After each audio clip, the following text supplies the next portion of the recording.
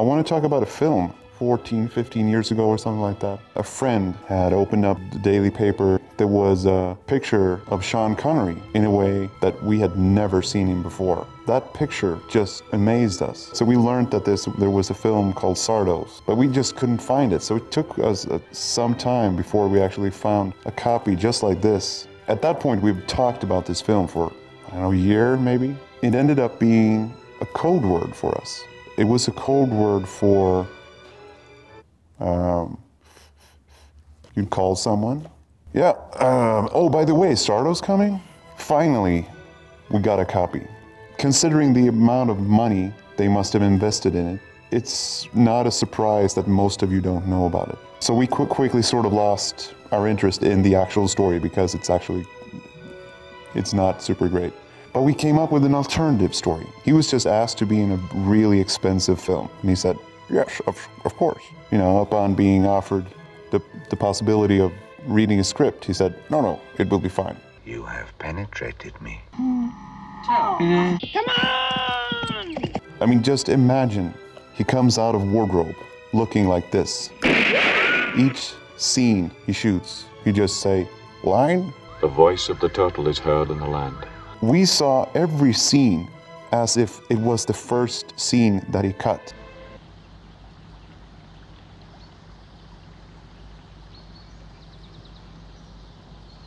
Not knowing what the film is about. You hear? I truly recommend it.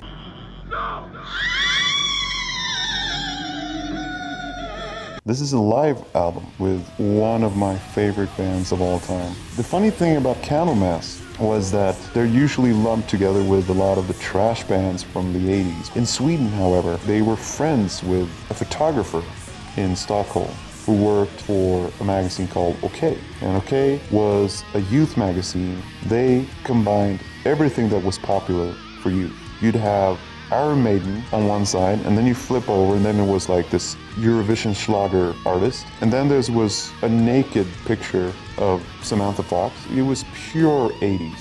My brother always bought that one when I was a kid. And he always gave me all the posters that I wanted. So my room was like covered in Kiss and Wasp and everything, Twisted Sister. All of a sudden, there was this band called Candlemass. Now I know that it was because they knew the photographer of that magazine. But they were featured like maybe every 10th issue or something like that. So I thought they were, they were Metallica, they were huge. They've actually influenced a lot of the things that we do. Really great band. Check them out, Candlemass. And this is a good live record.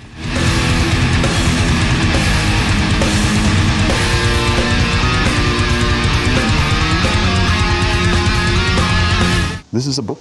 Without trying to paint your picture of everything being better before internet, if you were a metalhead, you had to really make an effort to find the music. I was 12 years old in 1993 when basically all this happened. Many of the things that I brought into the whole ghost concept actually derives from how I experienced this. Especially a band like Mayhem. What we know now is that a lot of the things that were said and what they were doing, it was dictated by the senior guy. He was 25 when he died, and everybody else underneath him, it was like 16 to 20. So obviously, these were just a bunch of kids that did what kids do.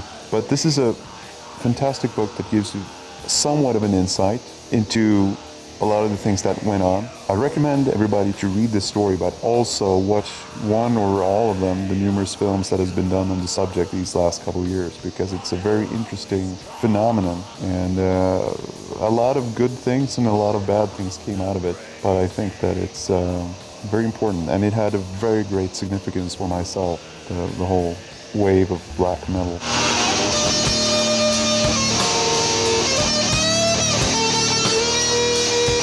I had an older brother, fortunately he's not around anymore, to witness this. I must have been 3 or 4 years old, and he took me to a record store. He was a very avid music fan, and he bought a bunch of records, and one of them was this.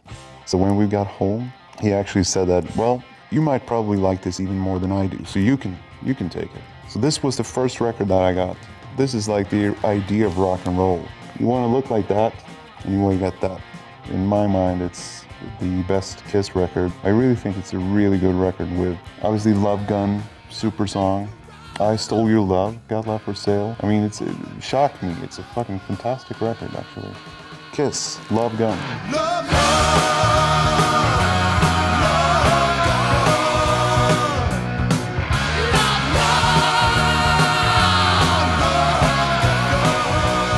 This is a record that I like a lot. It is called Ocean Rain with Echo and the Bunnymen. This record in particular is a little bit special, not only because it involves the song The Killing Moon. So it's a beautiful song, but there are many, many other songs on this record. It was recorded only using acoustic guitars and with a symphonic orchestra.